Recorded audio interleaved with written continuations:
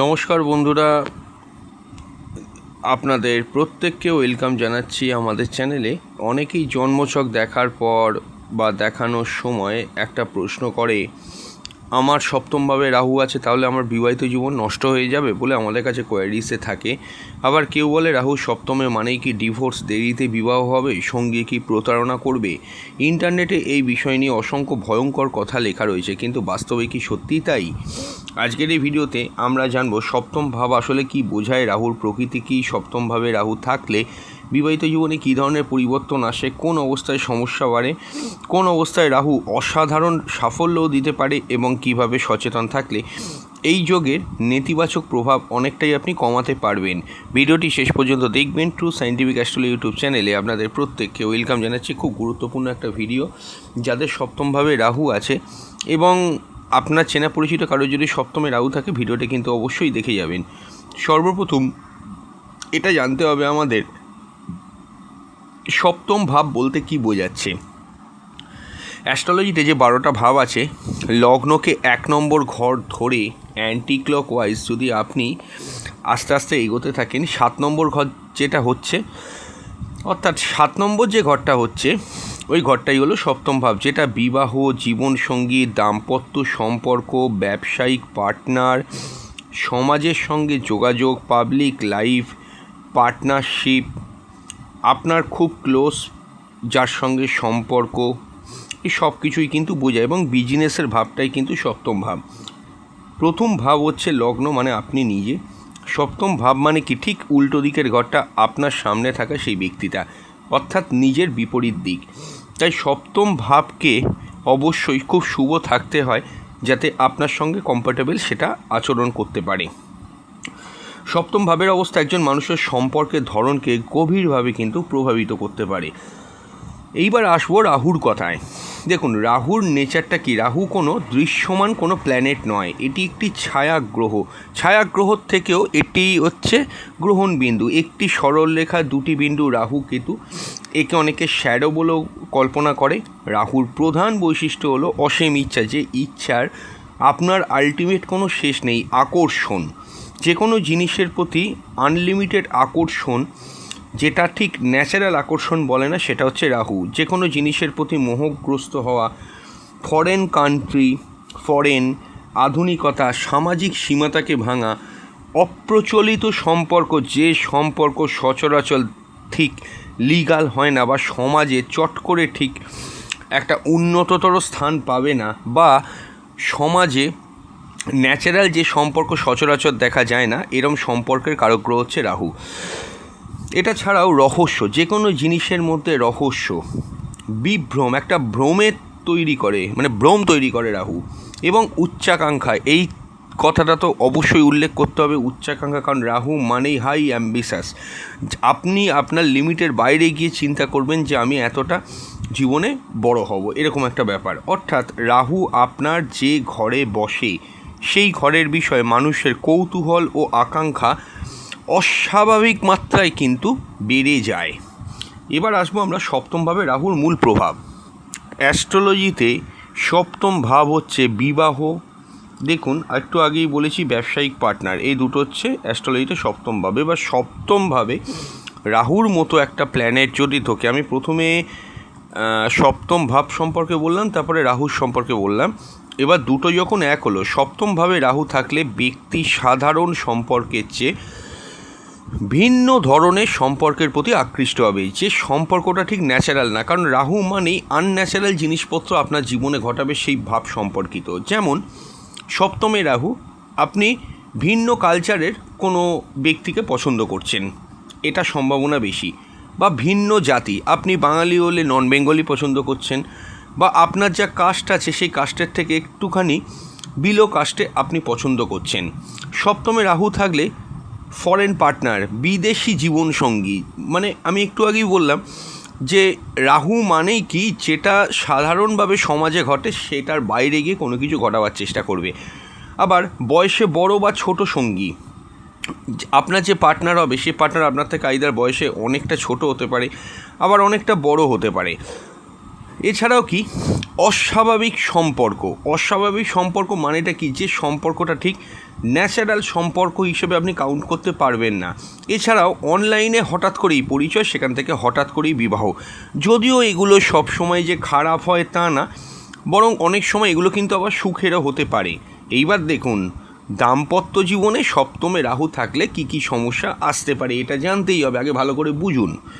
সর্বপ্রথম হলো অতিরিক্ত প্রত্যাশা। রাহুর নেচারটাই কি, রাহু সব সময় আরও বেশি চায়, আরও বেশি। একটা সপ্তমে রাহু থাকলে ভিন্ন কালচার হলেও আপনি হয়তো বিবাহ করে ফেললেন, কিন্তু ওই যে একটা সমস্যা, রাহুর নেচার আরও চাই, আরও বেশি চাই। তাই যার সপ্তমে রাহু আছে সে মনে করবে কি, আমার পার্টনার তো আরও ভালো হতে পারত, অথচ বিবাহ করার সময় তাকেই সর্বোচ্চ ভালো বলে তার মনে হয়েছিল, একটু পুরনো হলো, আমার সঙ্গী আরও ভালো হতে পারত। এই মানসিকতা কিন্তু ঘোরতর অশান্তির কারণ হয়ে যায়। দ্বিতীয় যে সমস্যা আসতে পারে, ভুল বোঝাবুঝি কেন? যার সপ্তমে রাহু আছে তার মধ্যে তার সপ্তম ভাব অর্থাৎ বিবাহ সম্পর্কিত জায়গায় রাহু একটা ভ্রম সৃষ্টি করবে। অনেক সময় বাস্তব ঘটনা আদৌ হয়নি, আদৌ ঘটেনি, তা সত্ত্বেও সেই অকারণ সন্দেহ তার পার্টনারের সঙ্গে ভুল বোঝাবুঝি বাড়াতে পারে। এছাড়াও 3 নম্বর হলো কি, ট্রাস্টনেসের অভাব অর্থাৎ কি বিশ্বাসের সংকট। যদি জন্মছকে আরও অশুভ যোগ থাকে, যেমন ধরুন সপ্তম ভাবের মধ্যে রাহু থাকাকালীন রাহু যে নক্ষত্রে আছে সেই নক্ষত্র অধিপতিটা খুব খারাপ পজিশানে আছে। কারণ দেখুন, সপ্তমে যে ঘরটায় রাহু বসে আছে কোনো না কোনো নক্ষত্রে আছে, ওই নক্ষত্র অধিপতিটা যদি খারাপ থাকে বা যদি কোনোভাবে শনির দৃষ্টি থাকে, এইরকম যদি সমস্যা থাকে, একে তো সপ্তমভাবে রাহু আছে, তাছাড়াও শনির দৃষ্টি যদি পড়ে বা কোনোভাবে মঙ্গলের দৃষ্টি পড়ে, বা রাহু যে ঘরটার মধ্যে বসে আছে, রাহুর তো নিজস্ব কোনো ঘর নেই, রাহুকে তো নিজস্ব কোনো ঘর নেই, তাই জন্য যে ঘরে বসে সেই ঘরের অধিপতি গ্রহটাকেও এখানে কিন্তু আনতে হবে। সেই রাহুর যে ঘরে বসে আছে আপনার বাচ্চাতে সপ্তমে যদি থাকে, সেই সপ্তম অধিপতিটা কোথায় আছে, সেই যদি ভালো না থাকে, মানে পজিটিভ না থাকে, অবশ্যই কিন্তু বিশ্বাসের অভাব দেখা দেবে। এছাড়াও কি বাইরের প্রভাব, অর্থাৎ রাহু কী করে, একটা ভিন্ন কালচার, ভিন্ন দেশ, ভিন্ন কান্ট্রি, বিবাহ তো হয়ে গেল, এরপর কি হবে, সোশ্যাল মিডিয়ায় পোস্ট করবে বিভিন্ন রকমের পিকচার্স। এখানে আত্মীয় স্বজন, বন্ধুবান্ধব, সোশ্যাল মিডিয়া, এগুলোর কারণে সম্পর্কের ডেঞ্জারাসভাবে চাপ তৈরি হতে পারে। ধরুন একটা ভিন্ন কালচারের কাউকে বিবাহ করলেন, আপনি সোশ্যাল মিডিয়ায় পোস্ট করেছেন, সেটা থেকে অনেকে অনেক রকমের কমেন্ট করছে আপনার চেনা পরিচিতর মধ্যে, এবার আপনার মধ্যে মানসিক চাপ তৈরি হচ্ছে। অবশ্যই কমেন্টগুলো নেগেটিভের মধ্যেই ধরাটা উচিত, এখানে পজিটিভ কথা বলছি না।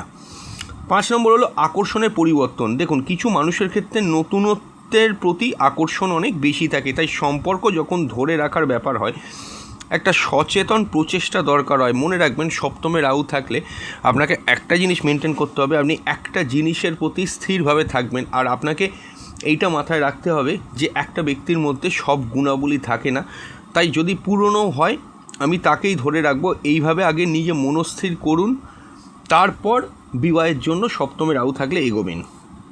এইবার দেখুন, সপ্তমভাবে রাহু মানেই কি আপনার ডিভোর্স হয়ে যাবে? দেখুন, এই কথাটা একেবারে ভুল। সপ্তমে রাহু থাকা মানেই ডিভোর্স হবে, এই ঘটনাটা কিন্তু সত্য নয়। এটা সবচেয়ে বড় ভুল ধারণা। শুধু সপ্তমভাবে রাহু দেখে কখনো বিবাহ ভাঙার সিদ্ধান্ত দেওয়া যায় না। দেখতে হবে সপ্তম ভাবের অধিপতি কেমন আছে, শুক্র কেমন আছে, বৃহস্পতি বাচ্চাটা কেমন আছে। কোনো মহিলার জন্য বৃহস্পতির ভূমিকা অতীব গুরুত্বপূর্ণ, কারণ বৃহস্পতি যদি সঠিকভাবে না থাকে বিবাহের ক্ষেত্রে স্টেবিলিটি হবে না। মহিলাদের ক্ষেত্রে স্বামী ভাগ্য, পুরুষদের ক্ষেত্রে বিবাহিত জীবনে স্টেবল সুখেরা বৃহস্পতির ওপরেই ডিপেন্ড করে। নবাংশ D9 চারটা, যেটাকে আপনারা নবাংশ বলে চেনেন, সেই নবাংশে রাহু, শুক্র, বৃহস্পতি এই গ্রহগুলো কেমন আছে দেখাটা অত্যন্ত গুরুত্বপূর্ণ। এছাড়াও আপনার লগ্নের ঠিক দ্বিতীয় ভাব, কারণ দ্বিতীয় ভাব হচ্ছে আপনার জীবনে আপনার বিবাহের যে বাড়ি অর্থাৎ শ্বশুরালয়, সেই শ্বশুরালয়টা দ্বিতীয় ভাব থেকে আসছে। এছাড়াও অষ্টম ভাব, দ্বাদশ ভাব এবং সব শেষে দশা অবশ্যই মানে আন্ডার রেটেড। দশার কথা অনেকেই দেখেছি ক্যালকুলেট করে না। আপনাদের মধ্যে যারা মানে অডিয়েন্সে ভিডিওটা দেখছেন, আমি একটা কথা বলবো, সপ্তমে রাহু থাকলে আরও গুরুত্বপূর্ণ, মানে সব থেকে হয়তো চর্চিত বিষয় নয়, কিন্তু কোন সময় বিবাহ করছেন এটাও গুরুত্বপূর্ণ হয়ে যায়। আপনি যদি মনে করুন ভালো কোনো দশায় বিবাহ করেন, সপ্তমে রাহু আছে, যেমন ধরুন একাদশপতির দশায় বিবাহ করছেন, বা মনে করুন যে গ্রহটা আপনার ভালো আছে সেই ভালো গ্রহের দশায় বিবাহ করছেন, ফেস যেগুলো চলছে দশা অন্তর্দশা করছেন, সেটা কিন্তু অবশ্যই আপনার বিবাহ কাটার চান্স কম। কিন্তু সপ্তমে রাহু আছে মানে লগ্নে বা রাশিতে ট্রানজিটে রাহুর প্রভাব আছে, দশা অন্তর্দশা ধরুন রাহু চলছে, সেই সময় আপনি বিবাহ করে নিলেন, রাহু তো একদিন রাশ আলগা করে দেবেই, আর যখন রাশ আলগা করে দেবে তখন আপনার মধ্যে চাপও তৈরি হবে। এছাড়াও গোচরটা মানে কি, ধরুন গ্রহের চর অর্থাৎ ট্রানজিট যেটাকে আমরা বলা হয়, ধরুন আপনার লগ্ন বা রাশি বা সপ্তম ভাবের ওপর দিয়ে রাহু ট্রানজিট করছে, বা সপ্তম পতিটা অবশ্যই রাহুর নক্ষত্রের ওপর দিয়ে ট্রানজিট করছে, বা নবাংশের যে সপ্তম ভাব সেই সপ্তম ভাবের ওপর দিয়েও কোনোভাবে রাহু ট্রানজিট করছে। এই সময় কিন্তু বিবাহ হলে অনেক রকম সমস্যা অ্যারাইজ করতে পারে। এবার সবথেকে বড় কথা, যদি সপ্তমে যাদের রাহু আছে তারা যদি সঠিকভাবে অ্যাস্ট্রোলজারের ক্যালকুলেশন মিলিয়ে যাকে বিবাহ করছেন তার সঙ্গে তার মেন্টাল কম্প্যাটিবিলিটি দেখে বিবাহ করেন, তাহলে কিন্তু এই সমস্যা তাদেরকে ফেস করতে হয় না। অনেকে মনে করে কি যে জটক বিচার করার অর্থটাই হলো যে 36-এ কত গুণ মিলেছে তার ওপরে বিচার হচ্ছে। একদম ভুল ধারণা, এটা নয়। এটা ম্যাথমেটিক্স এক্সাম নয় 36-এ আপনি কত পাবেন, এটা মূলত আপনার মেন্টাল কম্প্যাটিবিলিটি আপনার পার্টনারের সঙ্গে কীরকম হতে পারে, কোন জায়গায় আপনি আপনার পার্টনারের সঙ্গে অ্যাডজাস্ট করে চলবেন, কোন জায়গায় সমস্যা আসতে পারে, সেগুলো নিজেরা আগে থেকে বুঝে রাখলে নিজেরাই নিজেদের সঙ্গে কথা বলে নেবেন, দুজনের সঙ্গে কথাবার্তা বলে একটা সেটআপের মধ্যে চলে আসবেন। দেখুন, আমি বলবো যারা অবশ্যই সমস্যায় আছেন, কনসালটেশন করাতে চাইছেন বা মনে করছেন একটা অ্যাস্ট্রোলজিক্যাল কনসালটেশন জরুরি, তারা অবশ্যই স্ক্রিনে দেওয়া নাম্বারে হোয়াটসঅ্যাপ করে বুকিং করে বাড়িতে বসে অনলাইনে ডিটেল প্রেডিকশান পাবেন। কোনো সামান্য আলোচনা না, ওভার দ্য ফোন পাবেন, 100% গোপনীয়তা মেনটেন করে পাবেন। আপনি সন্তোষজনক ও সুবিধাজনক কনসালটেশন পাবেন, প্রত্যেকেই পাচ্ছে, আপনিও পাবেন। তবে মনে রাখবেন বুকিং মাস্ট, কেউ কল করবেন না, কল করলে কিন্তু ফোন রিসিভ করা সত্যি পসিবল হয় না।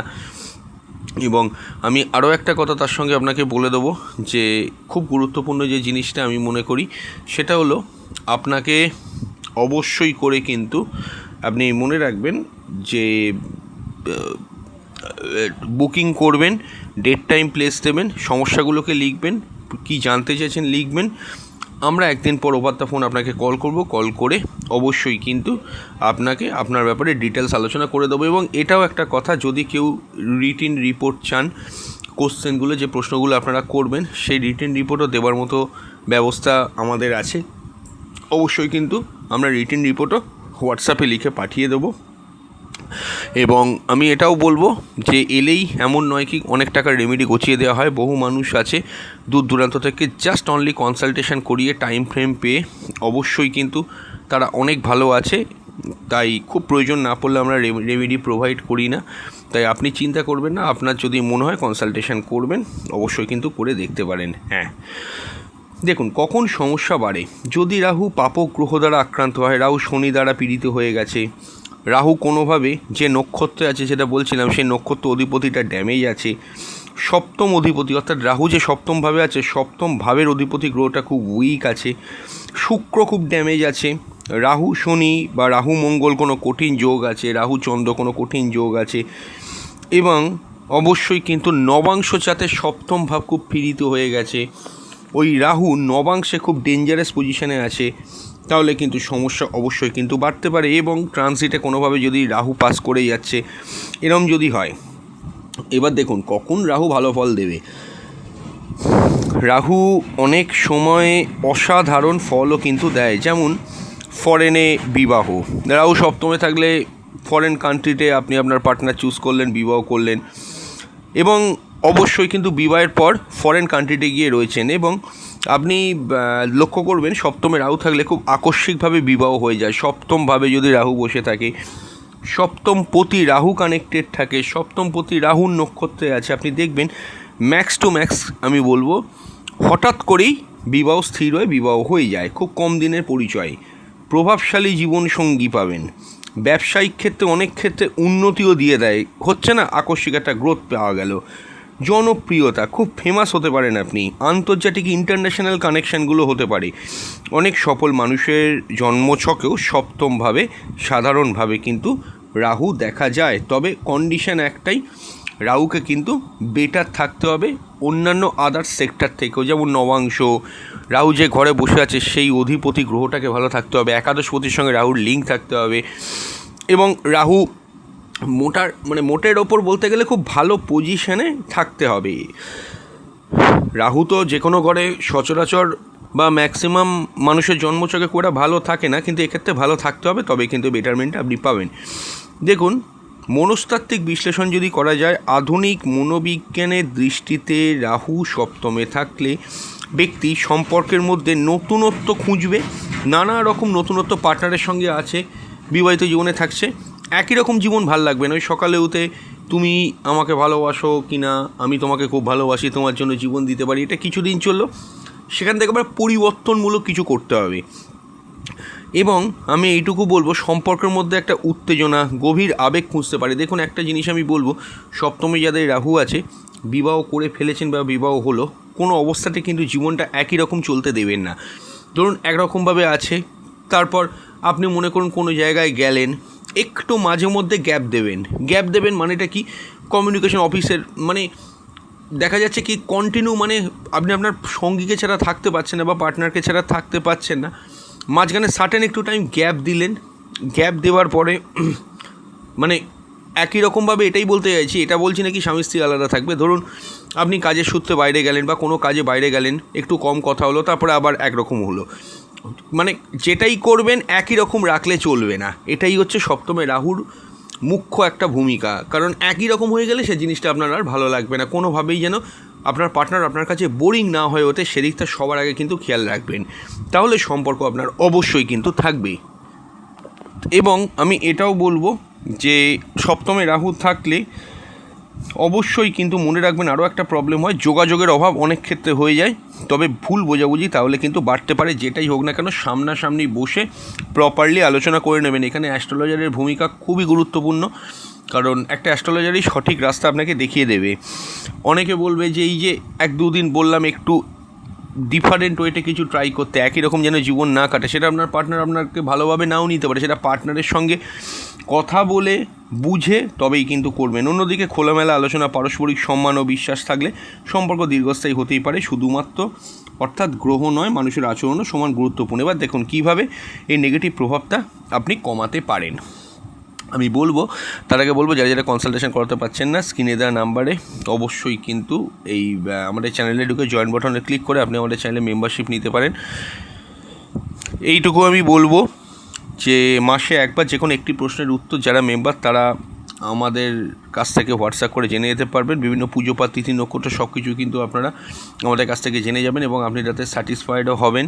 এবং মনে রাখবেন যে এমন নয় যে মানে রেমেডির ক্ষেত্রে কোনো সমস্যা আসবে। যারা রেমেডি করাতে পারছেন না তাদের উদ্দেশ্যে বলবো, আপনাদের হরোস্কোপ বেসিস মান্থলি ট্রানজিটের উপর ভিত্তি করে আমরা ইন্ডিভিজুয়াল সায়েন্টিফিক রেমেডি পাঠিয়ে দেবো, ওখানে কোনো খরচ হয় না, আপনারা ওগুলোও পাবেন। ওই ফেসিলিটিটা আমরা মেম্বার্সদের জন্য রেখেছি এবং মাসে আপনাদের জন্য মেম্বার্স অনলি কন্টেন্ট সেকশানে ভিডিও প্রোভাইড করা হয়, সেখান থেকে আপনারা কিন্তু দেখে রাখতে পারেন। তাই অবশ্যই দেরি না করে মনে করে কিন্তু আমাদের চ্যানেলের আপনি একটা কাজ করুন, মেম্বারশিপ নিয়ে রাখুন। চ্যানেলে ঢুকে মাত্র 59 টাকা আমাদের চ্যানেলের সঙ্গে যুক্ত হয়ে যান এবং যদি মেম্বার হন আমাদেরকে হোয়াটসঅ্যাপ করে জানাবেন, আমরা তাহলে আপনাদেরকে আমাদের অফিসিয়াল গ্রুপে অ্যাড করে নেব। সেখানে সব কিছু কিন্তু আপডেট আপনারা পেয়ে যাবেন। হ্যাঁ, কীভাবে নেতিবাচক প্রভাব কমানো যায়, প্রথম হলো আপনার পার্টনারের সঙ্গে নিয়মিতভাবে খোলাখুলি কথা বলুন, যেটা সবথেকে বেশি গুরুত্বপূর্ণ। কোনো কিছু হাইড করবেন না দুজনের ক্ষেত্রেই। জীবনে এমন কোনো কথা, আপনার পাস্ট লাইফ হোক, আপনার প্রেজেন্ট লাইফে এমন কোনো ঘটনা ঘটেছে, খোলামেলা আলোচনা করতে হবে, কিছুই যেন বাদ না থাকে। দ্বিতীয় হলো আননেসেসারি সন্দেহ তাকে এড়িয়ে চলতে হবে। 3 নম্বর হলো সোশ্যাল মিডিয়ার তুলনা থেকে দূরে থাকুন। ম্যাক্সিমাম ক্ষেত্রে দেখা যায় এটা প্রভাব আরও একটা দিকে পড়ে। আপনি হয়তো আপনার বন্ধুকে দেখছেন সে এক ধরনের পার্টনার পেয়েছে, বিবাহের আগে আপনার যেহেতু সপ্তমে রাহু, সে পার্টনারকে খুব ভালো লাগতো, এবার আস্তে আস্তে একটু ফেড হচ্ছে, তার নেগেটিভিটিগুলো চোখে পড়ছে, আপনি অন্য পার্টনারকে দেখে ভাবছেন আমার পার্টনারটা তো এরকম না। এই তুলনা থেকে কিন্তু দূরে থাকুন। যে কোনো সিদ্ধান্ত অর্থাৎ চূড়ান্ত সিদ্ধান্ত নেওয়ার আগে 10 বার অন্তত বাস্তব তথ্য যাচাই করুন, তারপরে সিদ্ধান্ত নিন। জন্মছক অনুযায়ী অভিজ্ঞ অ্যাস্ট্রোলজারের পরামর্শ নিন, এটা প্রথমেও বলেছি, এটা কিন্তু মাস্ট। মেডিটেশন, আত্মনিয়ন্ত্রণ ও ইতিবাচক চিন্তার অভ্যেস করে তুলুন, পজিটিভ ভাবার চেষ্টা করুন। এবং আরও একটা কথা আমি বলবো, যে যেটা একটু আগেও বললাম, একই রকম জীবনটা কিন্তু চলতে দেবে না। ধরুন একসঙ্গে রয়েছেন, বাড়িতে সংসার করছেন, হয়তো কোনো জায়গা থেকে ঘুরে এলেন, বাইরে থেকে পুজোর ছুটি পেলেন, একটু কোনো জায়গা থেকে ঘুরে এলেন, মাঝে মধ্যে একটুখানি ডিফারেন্ট কিছু ট্রাই করবেন, একই রকমভাবে জীবনটা চলতে দেবেন না, তাহলে কিন্তু এই সমস্যা থেকে অনেকটা আপনি দূরে থাকতে পারবেন। আমি একটা মাছমণি লকেটের লিঙ্ক এই ভিডিওর নিচে বাঁদিকে দিয়ে দিচ্ছি, যেটা রাহুর দুর্দান্ত কাজ করে। আমরা অনেককে দিয়ে উপকার পেয়েছি, প্রায় সবাই উপকৃত হচ্ছে, এবং সেই সূত্রেই আমার কাছে অনেকে হোয়াটসঅ্যাপ করেছে যে মাছমণি লকেটের লিঙ্ক দেওয়ার জন্য। আমি কয়েকদিন আগেও একটা ভিডিওর নিচে দিয়েছিলাম, এই ভিডিওর নিচেও দিয়ে দিচ্ছি। অবশ্যই এই ভিডিওর নিচে বাঁদিকে সেই প্রোডাক্টের লিঙ্ক পাবেন, এবং এই ভিডিওর ডেসক্রিপশান বক্স থেকেও পেতে পারেন। মাছমণি লকেট খুব সুন্দর, উপকার হয়, কোনো সাইড এফেক্ট হয় না। যাদের রাহুর খুব প্রবলেম আছে তারা এই মাছমণি লকেট আরাম করে ধারণ করে নিন, আপনি ভালো থাকতে পারবেন। এবং যারা যারা ক্রয় করবেন ওই লিঙ্কে ক্লিক করে আমাদেরকে হোয়াটসঅ্যাপ করে জানান।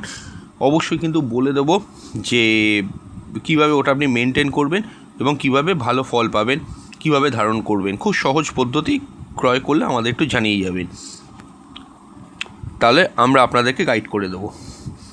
মনে রাখবেন, একটিমাত্র গ্রহ দেখে কোনো সিদ্ধান্ত নেওয়া বৈজ্ঞানিক জ্যোতিষের নিয়ম নয়। একটি পূর্ণাঙ্গ জন্মচক্রের প্রতিটি প্রভাব, প্রতিটা গ্রহ, তাদের দৃষ্টি, যোগ, দশা এবং গোচর সব কিছু একসঙ্গে বিচার করেই ফলাফল নির্ধারণ করা হয়। তাই কারোর জন্মচক্রে সপ্তমভাবে রাহু থাকলেই যে তার বিবাহিত জীবন খারাপ হয়ে যাবে, এমন ধারণা সম্পূর্ণ ভুল। আজ আমরা জানলাম সপ্তমভাবে রাহুর প্রকৃত অর্থ, বিবাহিত জীবনের সম্ভাব্য প্রভাব, কোন অবস্থায় সমস্যা বাড়ে, কোন অবস্থায় ভালো ফল দেয়, এবং কীভাবে সচেতন থাকলে সম্পর্ক আরও সুন্দর করা যায়। আপনার জন্মছকে যদি সপ্তমভাবে রাহু থাকে তাহলে ভয় পাওয়ার কোনো কারণ নেই, বরং সম্পূর্ণ জন্মছক বিশ্লেষণ করে বাস্তবসম্মত সিদ্ধান্ত নেওয়াই সবচেয়ে গুরুত্বপূর্ণ। ভিডিওটি যদি ভালো লেগে থাকে তাহলে লাইক করুন, শেয়ার করুন, এবং ট্রু সায়েন্টিফিক অ্যাস্ট্রোলজি চ্যানেলটি সাবস্ক্রাইব করে পাশে থাকা বেল আইকন প্রেস করে দিন। আপনার জন্মছকে সপ্তমভাবে কি রাহু আছে, বা আপনার চেনে জানা কারোর রাহু আছে, বা আপনি কোনো সমস্যা ফেস করেছেন থাকলে আপনার অভিজ্ঞতা কমেন্টে জানাবেন। আগামী ভিডিওতে আবার দেখা হবে। নমস্কার।